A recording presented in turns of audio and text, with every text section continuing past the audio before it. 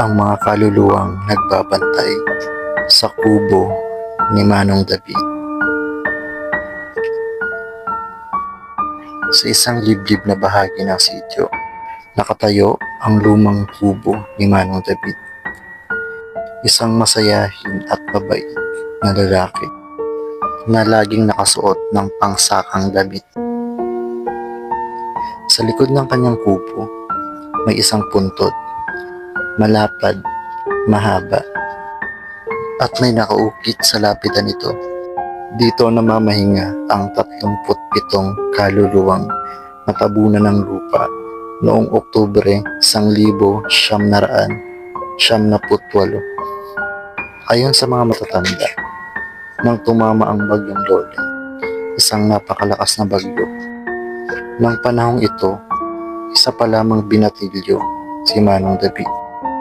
Dahil sa lakas ng bagyo, isa ang bahay ng lolo ni Manong David ang napiling likasan ng mga mamamayan sa baryo. Ngunit ito ay malapit lamang sa paanan ng bundok.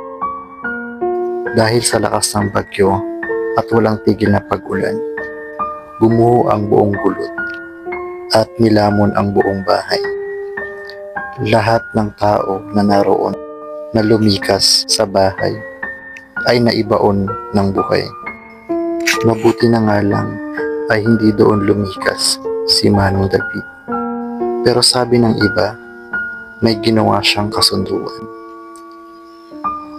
Tuwing gabi ng Oktubre, tahimik ang buong sityo. Tanging mula lang sa bakuran ni Manong David ang naririnig.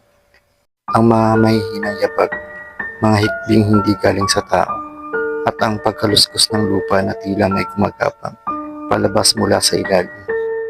Isang gabi, isang misteryosong lalaki ang umaalikid sa bakuran. Mukha itong magnanakaw at mukha itong may binabalak na masama. Kinaumagahan, hindi na muling nakita ang lalaki at natagpuan na lang ang kanyang suot na sombrero. Nakatirik sa lupa sa tapat ng puntod at isang bagong ukit sa lapida ang dumagdag. At simula noon, hindi na 37 ang bilang sa lapida, naging 38. Tuwing anibersaryo ng puntod, palagi pa rin nagtitirik ng kandila si Manong David para sa 37 kaluluwa na natabunan ng lupa, sanhi ng malakas na bagyo. Huwag kalimutang mag-subscribe para sa mas marami pang nakakatakot na kwento. Paalam.